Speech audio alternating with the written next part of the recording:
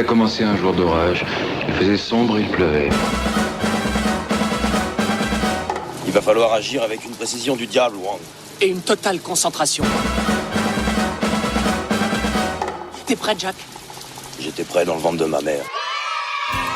Bienvenue à la fête, camarades! C'est l'heure de faire jouer ma tête cracheuse de plomb. Alors il va falloir faire vite. Vite, vite. Attends, sois pas si pressé. Rien de génial à proposer? Si, allez encore plus vite! Mais j'y avais pas pensé. Que tout le monde s'arrête! Vos règles commencent à m'ennuyer sérieusement.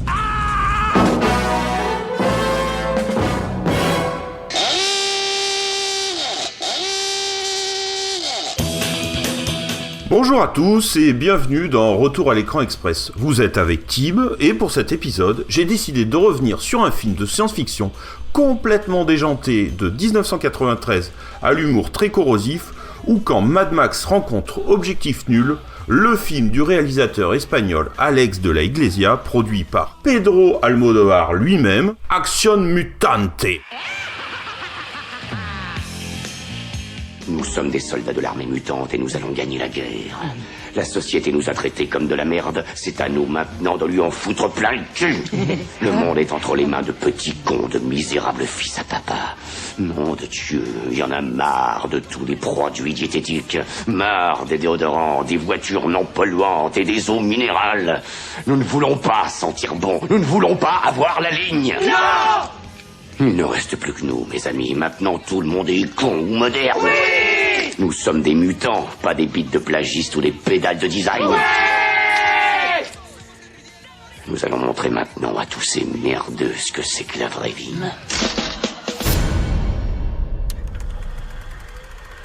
Le futur. Une société dominée par le culte du corps et de l'argent. Les moches, les handicapés sont pauvres et marginalisés. Un groupuscule terroriste formé de monstres passe à l'action. La fille d'un riche industriel est prise en otage après un massacre. Une course-poursuite à travers la galaxie. Voici les ingrédients de cet ovni ibérique. Depuis la création, il y a une dizaine d'années, de la bande terroriste Action Mutante, de nombreux attentats ont été perpétrés par ce célèbre groupe d'handicapés. Les personnalités se distinguant par leur beauté physique, les organismes en rapport avec la santé publique et les banques de sperme ont toujours été pour le moment leur cible spécifique. Les forces de police signalent la coïncidence entre ce dernier attentat et la sortie de prison imminente de Ramón Yarritu, authentique leader et cerveau de Action Mutante, après avoir purgé une peine de 5 ans pour port illicite d'armes.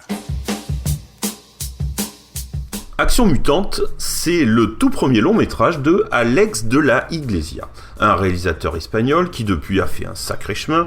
Il est d'abord un passionné de culture visuelle. Très jeune déjà, il se met à faire des bandes dessinées.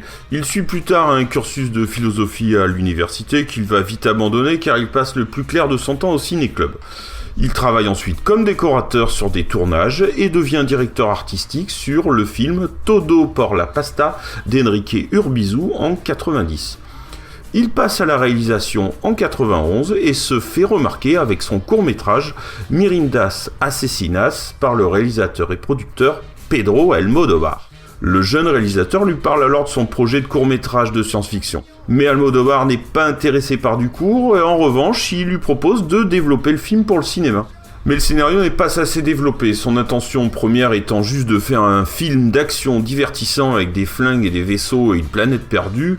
De la Iglesia va devoir repartir plancher sur le projet. Après 4 mois de travail, le scénario est prêt, et c'est devenu une histoire complètement dingue. De la Iglesia s'est fait plaisir, il a mis tout ce qu'il voulait, et plus encore. Il hésite alors à l'envoyer en pensant qu'il est allé trop loin, car selon lui, il n'y a pas de place en Espagne pour des films comme celui-là, seulement pour les études de mœurs ou les adaptations de vieux livres ennuyeux. Mais incroyable, Almodóvar adore et donne son aval. Mais écrire une aventure spatiale, c'est une chose. La mettre en image, c'en est une autre. Et le jeune réalisateur va vite déchanter. Il se rend compte que tourner avec des effets spéciaux est compliqué, et en Espagne encore plus. Réfléchissez. Qu'étiez-vous quand je vous ai rencontré? Des simples ordures des lycées d'hôpital! Qui vous a tiré du ruisseau et faites-vous ce que vous êtes? Toi, Ramón! Et qu'est-ce que vous êtes? Des mutants! Des mutants! Des mutants! Des mutants! Des mutants! Des mutants! Des mutants! Des mutants! Des mutants! Des mutants! Voyant que faire des effets spéciaux convenables est mission impossible dans son pays, il décide alors de se tourner vers la France, et plus particulièrement vers l'équipe technique de Delicatessen, le film post-apocalyptique de Caro et Jeunet dont il s'inspire. En route.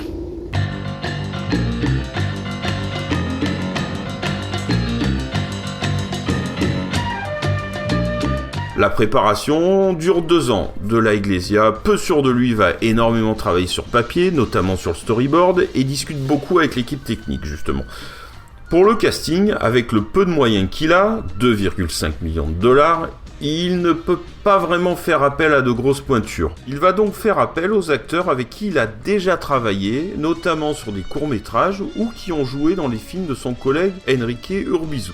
Il va se tourner vers Antonio Resines, un acteur espagnol qui interprète le chef du groupe terroriste Acción Mutante, Ramón Iurritu. Il avait déjà joué en 88 dans Tu novi está loca d'Enrique Urbizu justement, mais il est surtout très connu pour son rôle de Diego dans la série espagnole La Famille Serrano. Alex Angulo, qui fait Alex, l'un des frères siamois, qui fera une belle carrière, on peut le voir notamment dans Le Jour de la Bête de Alex de la Iglesia en 95, sûrement l'un de ses plus grands rôles, en 97 dans En chair et en os de Almodovar, puis Mort de rire encore une fois avec de la Iglesia en 99, ou Le Labyrinthe de Pan de Guillermo del Toro en 2006. Il nous quitte malheureusement en 2014 lors d'un dramatique accident de voiture. La fille de l'homme d'affaires, Patricia Araujo, est jouée par Frédéric Feder, un joli brin de fille qu'on peut voir dans des films comme Rouge de la trilogie 3 couleurs de Krzysztof Kieślowski en 94, ou aussi dans Delphinin Ivan Zéro de Dominique Farrugia en 96. Pour compléter le casting, une vraie gueule, un acteur français qui joue dans le monde entier, le genre d'acteur dont on ne connaît jamais le nom, mais qu'on voit ou qu'on entend souvent. Féodor Atkin, qui joue dans des films aussi variés que Inspecteur la bavure ou World War Z, et qui fait les voix françaises de Jafar dans Aladdin, de Ben Kingsley ou Hugh Laurie dans Dr House. Il interprète ici l'homme de main du sinistre Araujo, joué par Fernando Guillén. Demain, les salons de la résidence des Araujo, propriétaires de la mondialement célèbre fabrique des petits pains complets Araujo, vont se parer de leur tenue de fête pour les cérémonies de mariage de Patricia Araujo, fille unique et héritière de l'empire Araujo avec Luis Maria de Ostolaza. Malgré une énorme préparation, un très bon storyboard et une équipe solide, le tournage s'avère compliqué. En particulier, les parties filmées en studio pour les intérieurs du vaisseau et de la mine perdue, où il fait très chaud. De plus, ils sont nombreux dans un espace réduit, et pour ne rien arranger, des gros compresseurs font tellement de bruit que plus personne ne s'entend parler. Pour couronner le tout, au bout de plusieurs jours de tournage, le sol est recouvert de graisse et de faux sang, rendant le studio glissant et dangereux, et complique le travail des comédiens et des techniciens. Un climat sous haute tension qui mit l'équipe à rude épreuve, une sacrée expérience pour un premier film. Les scènes sur la planète Asturias sont filmées dans le désert de Bardenas, au nord de l'Espagne, un magnifique décor naturel qui amènera son lot de problèmes, température, acheminement du matériel et de l'équipe, et j'en passe. Un lieu qu'on a pu voir souvent à l'image, notamment récemment dans Game of Thrones. Je sais que c'est dur. Tu es fatigué et dégoûté de toi maintenant. Tu as l'impression d'avoir fait tout ça pour pas grand-chose. Tout le monde te déteste. D'ailleurs, toi-même, tu te détestes, hein? C'est pas vrai, Ramón? Tu m'écoutes? Dis.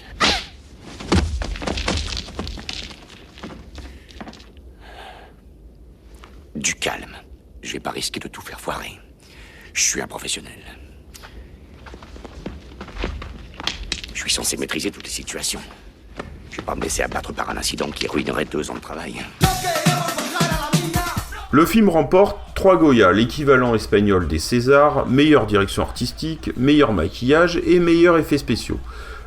Le film est présenté en 93 pour la dernière année du festival d'Avariaz, mais repartira malheureusement sans prix. Pour voir ce film, il faudra se tourner vers le DVD, malheureusement pas de sortie en Blu-ray en France, il faudra pour ça chercher à l'étranger, et le film n'est malheureusement pas très présent non plus sur les plateformes VOD. Quelques conseils de notre sponsor pour votre santé. Chaque petit déjeuner est un voyage avec Tripis. Crépice, les flocons d'acide illustrés. Alex de la Iglesia est un réalisateur sans concession. Il tourne un film franchement politiquement incorrect, qui va jusqu'à mordre la main qu'il nourrit, en parodiant Almodóvar, son producteur, qui représente parfaitement la movida madrilena, un mouvement créé en Espagne après la mort de Franco. Le célèbre réalisateur-producteur apparaît d'ailleurs avec l'une de ses actrices fétiches, Rosie de Palma, dans la scène du mariage. De la Iglesia y lâche sa bande de terroristes qui va semer la pagaille et faire un vrai massacre. On peut sûrement y voir une révolte de la jeunesse contre ce cinéma sclérosé et vieilli. Et maintenant, voici le plus important.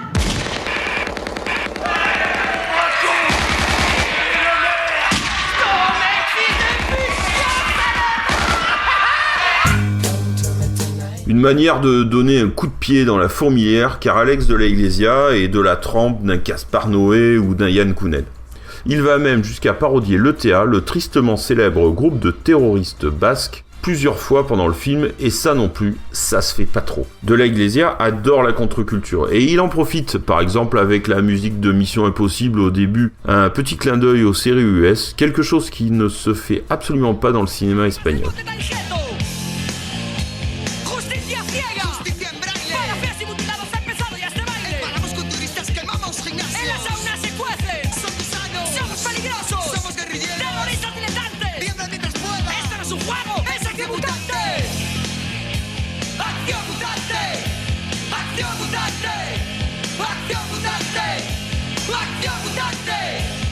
Pour la musique, c'est le groupe de rock espagnol Defcondos qui signe la BO du générique, un groupe de rock très engagé socialement. Une musique du style Beastie Boys, très connue de l'autre côté des Pyrénées, qui ont pris leur nom du niveau d'alerte utilisé au Pentagone, Defcon 2.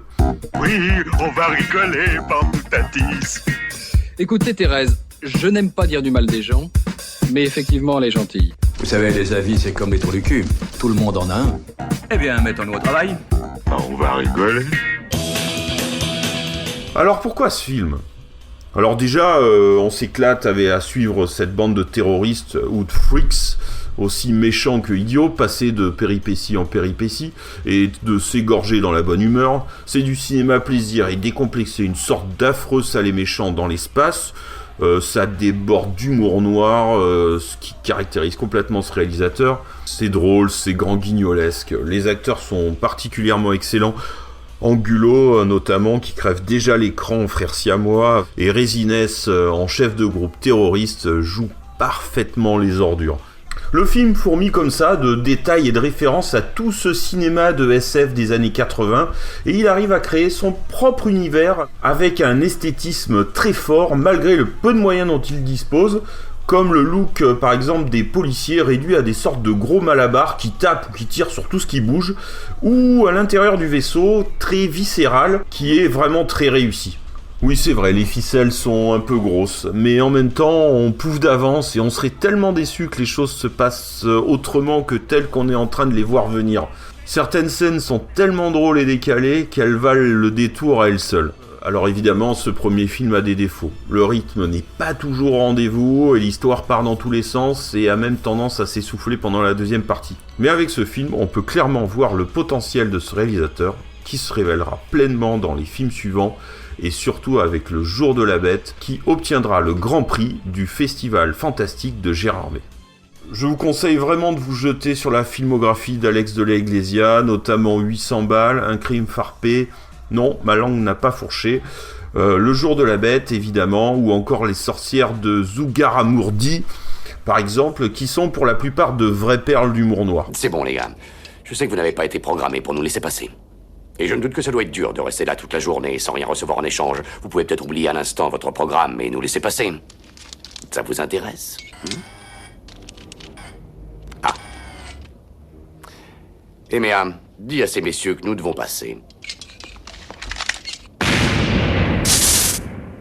Eh bien, il ne vous reste plus qu'à vous procurer ce film, préparer le popcorn et vous installer dans le canapé avec quelques copains, et c'est parti pour 1h35 de pur délire. Je m'excuse encore fortement avec mon accent espagnol. Merci de m'avoir écouté, portez-vous bien, écoutez des podcasts et surtout les nôtres. Mettez-nous des likes, c'est toujours sympa. Voilà, c'était Tib avec Action Mutante et à bientôt pour un prochain retour à l'écran express. Si je devais résumer ma vie aujourd'hui avec vous, je dirais que c'est d'abord des rencontres. C'est vrai que je ne vis que pour le cinéma. Pour être aimé, il faut être aimable. Vous voulez un chocolat? C'était pas ma guerre. Back and full force. Quelle est votre devise? Je m'appelle Bond. James Bond. Vous délirez totalement là. C'est ça qui permet de voyager à travers le temps. La vie a plus d'imagination que nous. J'espère que je ne vous apprends rien. Vous êtes un mélancolique.